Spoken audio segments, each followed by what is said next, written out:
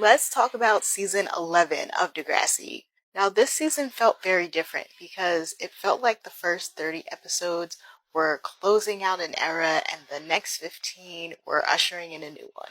No, graduation didn't happen at the end of the season. It happened at that 30 episode mark. And then they start a new school year, and the season actually ends when they're going off on their winter breaks.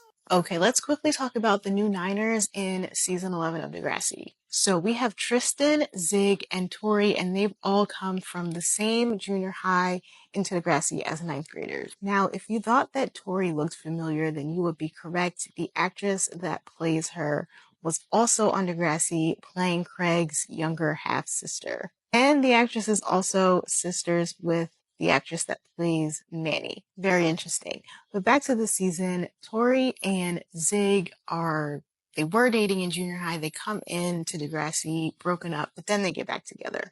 And Tristan is Tori's best friend. And their mini conflict is just that Tori is kind of ditching Tristan to hang out with Zig, and they all have to figure out how they can get along and hang out together. So let's talk about some more of the new kids in season 11 of Degrassi with Imogen and Mo. So Mo is just this regular kid. He tries out for the football team. He gets on, but he doesn't really have a starting position. He also helps Sav with the music for the school play. And later in the season, we see him express a crush on Marisol, and they end up starting to date at the end.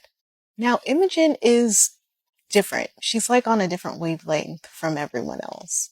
In the beginning of the season, she's basically stalking Eli, and they do get together for like 5 seconds, but they realize they're much better off as friends.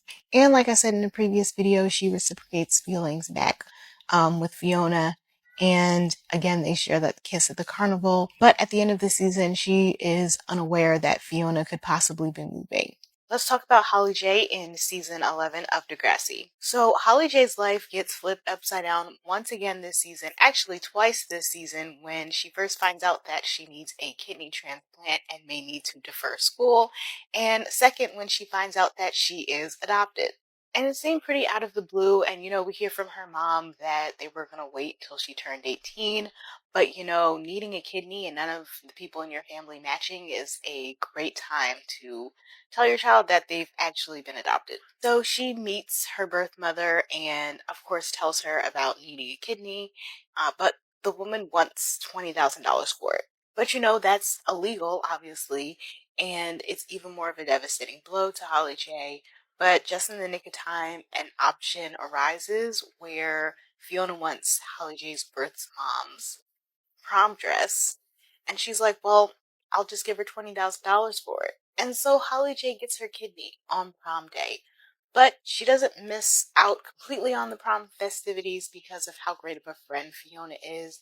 And they get all dolled up and they ride in the limo and then they head to the school and put their handprints in the wet cement and leave their mark on Degrassi forever. Let's talk about Anya in season 11 of Degrassi. So Anya's life kind of takes a turn for the worse because Dr. Chris is leaving to go do work in Africa. She doesn't get accepted into the one school that she applied to. Then she hooks up with Owen, and when he basically blasts it to the whole school on the internet, no one knew it was her at first, but everyone was basically talking about how gross she was. They start hanging out more, which she ends up going to clubs, which leads her to start taking coke. And she took it on the last chance interview that she had with another university and doesn't get in. She tries to get into the army and fails the drug test. Her one saving grace is that there's another program type entry thing that she can try to get into the army. And she does go that route and she gets into the army. Now, I never would have thought that Anya would be the one who wants to be in the army and gets into the army, but here we are. And through this entire situation, we got to see a much sweeter side of Owen, and he was basically the one person that was there for her through it all. I mean, he even helped her prepare for the physical entry thing that they have to do in the army. I'm just glad that she was able to get out of a dark place and make better decisions to further her future. Let's talk about Sav in season 11 of Degrassi. I have to say I was not too happy with Sav's actions this season. I mean, it starts out with him not knowing who Kiki Palmer is, and that is a red flag. And then it moves on to him having a crush and trying to seek out a relationship with Miss O. Starts off with them working together on the music for the school play. Then Mo gives her the song that Sav wrote about her, and she likes it, and they kiss. But Mr. Simpson gets wind of the rumors, and Sav shuts it down. So Miss O, who is the teacher, the adult, the authority figure in this whole situation, didn't help it at all with her actions. It was not good of her to let Sav call her by her first name outside of school and to hang out with her outside of school. And she also gave him a note with her phone number, like, call me after graduation. Like, no. The whole thing was just pretty ick to me, and I did not approve of it at all.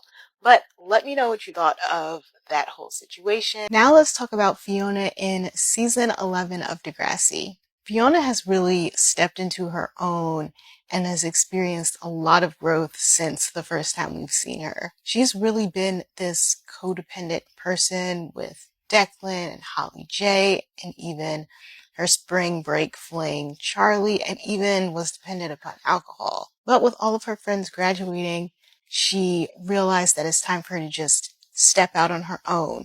And so she's determined to make new friends. And she hit some bumps with that, but in the end, she realized that her people were Eli and Imogen, and so they became this trio and were bonding and got closer. But by the end of the season, things are very much up in the air for her. First off, she had a crush on Imogen and was finally able to act on it at the winter carnival that they planned, and they kissed. But her mom has some serious money issues that she's dealing with, and she ended up on house arrest, and now she's saying that after the holidays, Fiona has to move back to New York. So there are some dangling threads there for her, and we don't know if she's going to stay at Degrassi or not, because she feels like that's her home and she wants to stay, but she is not an adult and she has to listen to her parents, and her mom wants her in New York. So who knows what's going to happen? Well, I do, because I've seen the series already, but you get my point. So let's talk about Riley in season 11 of Degrassi. So Riley actually breaks up with Zane this season because Zane really wants him to be able to be out in front of Riley's parents, but Riley's parents are not ready for that, and Riley still wants to keep it under wraps until they are. And Riley understands that it's not fair to Zane to try and keep everything a secret when he's around his parents and then not when he's around everyone else. And so that's why he breaks up with them. And it takes until the day of graduation for Riley's mom to finally accept that this isn't a phase and this is who her son is. So graduation day is a great day for him, and I believe he finds out that Zane is also going to the same university as him, so good news all around. Let's talk about Claire in season 11 of Degrassi.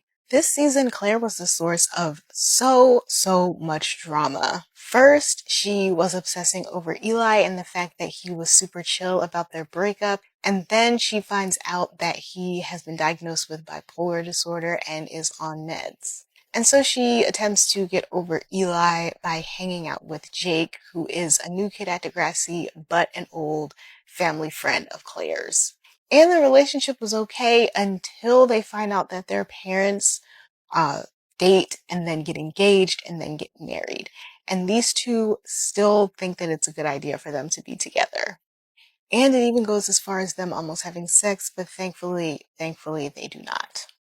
And at this point, Claire is alone because she does not feel comfortable at home with the new situation of her family, and she's isolated her friends and has no boyfriend. And so she ends up staying with people who she met on the side of the road at a bookstore, and it's a very cultish situation, and it turns out that they are herbalists, if you get my drift, and they end up getting caught.